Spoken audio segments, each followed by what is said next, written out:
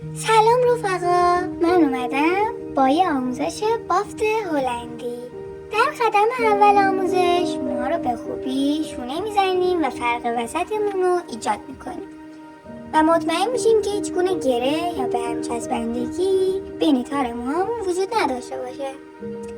به علاوه در صورت نیاز میتوانید از کمی روغن و یا اسپری 2 فاز برای راحت تر شانه شدن موهامون استفاده کنید.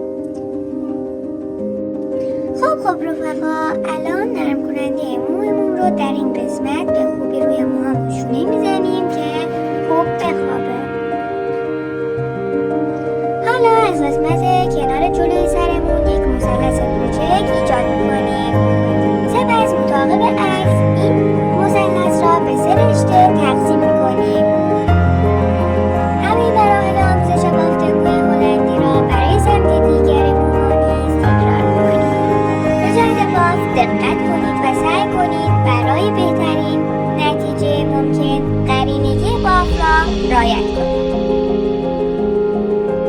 در نهایت موها را به خوبی چک کنید. می توانید به آرامی رشته موها را کمی شل کنید تا ظاهر حجم‌تری به بافت خود بدهید.